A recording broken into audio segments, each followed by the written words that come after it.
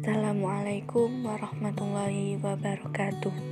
Perkenalkan, kami dari Institut Agama Islam Al-Falah As-Sunniyah Kencong, Jember. Di sini kami ingin memenuhi tugas dari Bapak Puji Maulana MPD pada mata kuliah Ilmu Kalam dengan tema Mu'tazilah. Video ini disusun oleh Divani Masruroh dan Vina Maulia Rahmawati. Dan untuk pemateri yang pertama akan disampaikan oleh Vina Maulia Rahmawati dan dilanjutkan oleh Divani Masruroh. Kepadanya dipersilahkan. Pertama, kami akan menjelaskan tentang pengertian Mu'tazilah. Perkataan Mu'tazilah berasal dari kata i'tizal yang artinya memisahkan diri. Pada mulanya nama ini diberikan oleh orang dari luar Mu'tazilah dikarenakan pendirinya, Wasil bin Atha, tidak sependapat dan memisahkan diri dari gurunya Hasan al-Basri. Dalam perkembangan selanjutnya, nama ini kemudian disetujui oleh pengikut Mu'tazilah dan digunakan sebagai nama dari bagian aliran teologi mereka. Mu'tazilah merupakan salah satu aliran pemikiran Islam yang banyak terpengaruhi dengan filsafat barat sehingga cenderung menggunakan rasio sebagai dasar argumentasi. Secara teknis, istilah Mu'tazilah dapat menunjuk pada dua golongan, yaitu golongan pertama muncul sebagai repos politik murni. Golongan ini tumbuh sebagai kaum netral politik, khususnya dalam arti sikap yang lunak dalam menengahi pertentangan antara Ali bin Abi Thalib dan lawan-lawannya, terutama Muawiyah, Aisyah, Abdullah bin Zubair. Menurut penulis, golongan yang netral politik masa inilah yang sesungguhnya disebut dengan kaum Mu'tazilah karena mereka menjauhkan diri dari pertikaian masalah khalifah. Kelompok yang menjauhkan diri ini bersifat netral politik tanpa stigma teologis seperti yang ada pada kaum Mu'tazilah yang tumbuh kemudian hari. Golongan kedua muncul sebagai respons persoalan teologis yang berkembang di kalangan Khawarij dan Murji'ah karena peristiwa tahkim. Golongan Mu'tazilah ini muncul karena mereka berbeda pendapat dengan golongan Khawarij Mu'arijah tentang pemberian status kafir kepada orang yang berbuat dosa. Mu'tazilah 2 inilah yang akan dikaji dalam bab ini, yang sejarah timbulnya memiliki banyak versi. Beberapa versi analisis tentang pemberian nama Mu'tazilah kepada golongan kedua ini berpusat pada peristiwa yang terjadi antara Wasil bin Atha.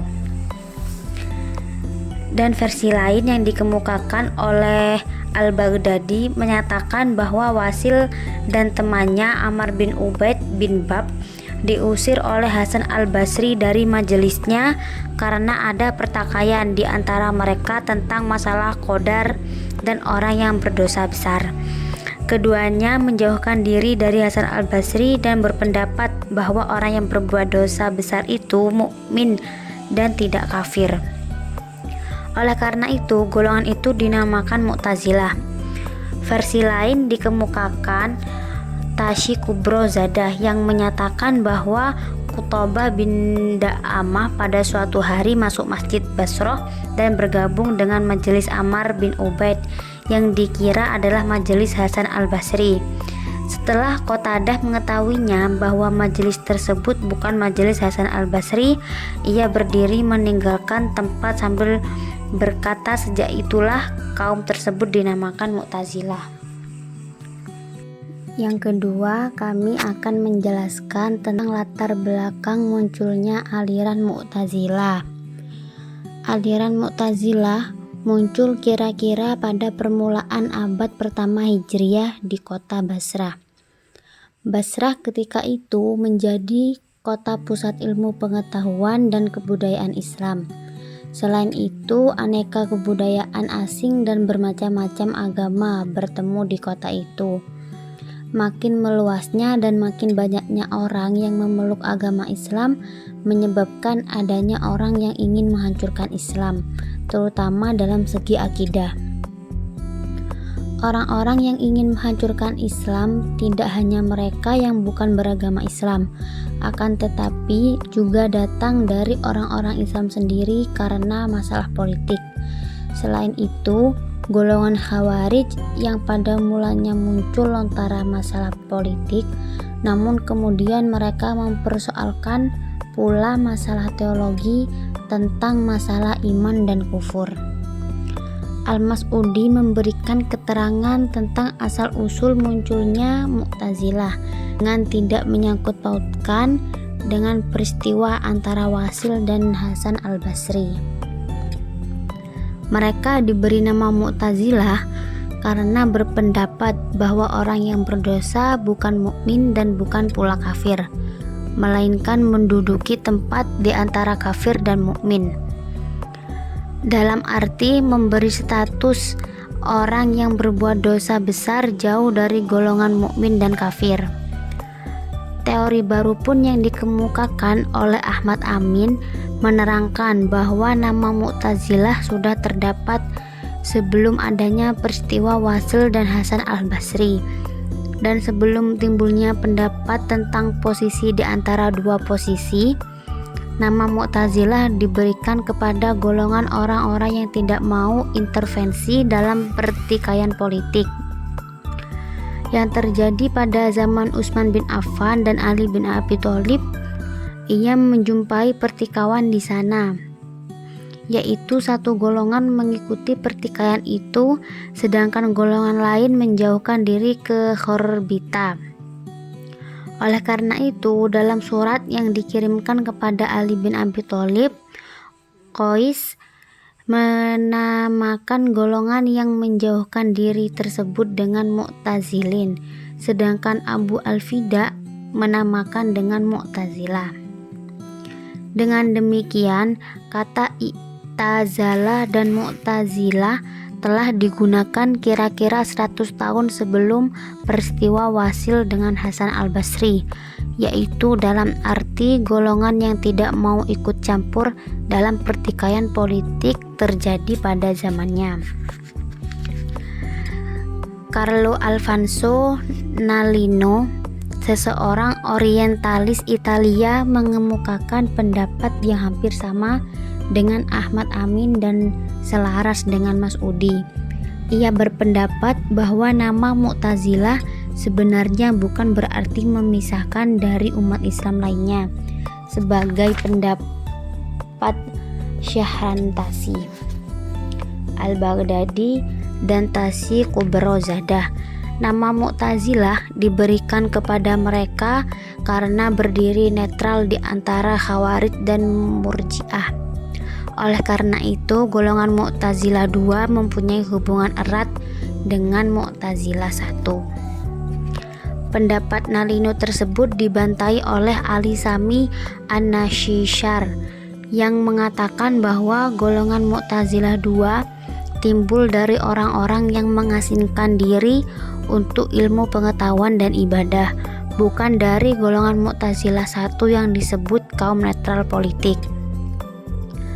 Golongan Mu'tazilah dikenal dengan nama-nama lain seperti al-Adl yang berarti golongan yang mempertahankan keadilan Tuhan, dan al-Tauhid wa al-Adl yang berarti golongan yang mempertahankan keesaan murni dan keadilan Tuhan. Adapun lawan Mu'tazilah memberi nama golongan ini dengan Al-Qadariyah dengan alasan mereka menganut faham free will and free act, yaitu bahwa manusia itu bebas berkehendak dan bebas berbuat. Menamakan juga Al-Mu'attilah karena golongan Mu'tazilah berpendapat bahwa Tuhan tidak mempunyai sifat, dalam arti sifat mempunyai wujud di luar zat Tuhan. Menamakan juga Wa'diyah karena mereka berpendapat bahwa ancaman Tuhan itu pasti akan menimpa orang-orang yang tidak akan hukum-hukum Tuhan. Yang ketiga adalah tokoh-tokoh aliran Mu'tazilah. Yang pertama Wasil bin Atha, yang kedua Al-Alaf, yang ketiga Bishr bin Al-Mu'tamir, yang keempat An-Nazam, yang kelima Al-Jubbai, yang keenam Al-Hayat, yang ketujuh Al-Qadi Abdul Jabbar, dan yang ke-8 Al-Zamakhsyari. Yang terakhir adalah ajaran-ajaran pokok aliran Mu'tazilah. Yang pertama adalah At-Tauhid atau Kemahaesaan Allah. Paham ini mendorong kaum Mu'tazilah untuk meniadakan sifat-sifat Tuhan yang mempunyai wujud sendiri di luar zat Tuhan. Yang kedua adalah Al-Adl atau keadilan. Bagi Mu'tazilah, paham ini mereka munculkan karena ingin mensucikan perbuatan Tuhan dari persamaannya dengan perbuatan makhluk. Yang ketiga, Al-Wa'ad wal Al-Wa'id atau janji dan ancaman. Kaum Mu'tazilah yakin bahwa Tuhan pasti akan memberikan pahala dan akan menjatuhkan siksa kepada manusia di akhirat kelak. Bagi mereka, Tuhan tidak dikatakan adil jika tidak memberi pahala kepada orang yang berbuat baik dan tidak menghukum orang jahat. Yang keempat adalah Al-Manzilah bainal manzilatain, posisi di antara dua posisi. Prinsip keempat ini juga erat kaitannya dengan prinsip keadilan Tuhan. Orang yang berbuat dosa besar bukanlah kafir, karena mereka masih percaya kepada Allah dan Rasul-Nya. Tetapi mereka bukan pula mukmin, karena iman mereka tidak lagi sempurna. Yang kelima, amar ma'ruf nahi munkar, menyuruh berbuat baik dan melarang berbuat buruk. Mengenai hal ini, kaum Mu'tazilah berpendapat sama dengan pendapat golongan-golongan umat Islam lainnya. Kalaupun ada perbedaannya hanya dari segi pelaksanaannya, apakah seruan untuk berbuat baik dan larangan berbuat buruk itu dilakukan dengan lunak atau dengan kekerasan. Sekian dari kami, kurang lebihnya mohon maaf. Wassalamualaikum warahmatullahi wabarakatuh.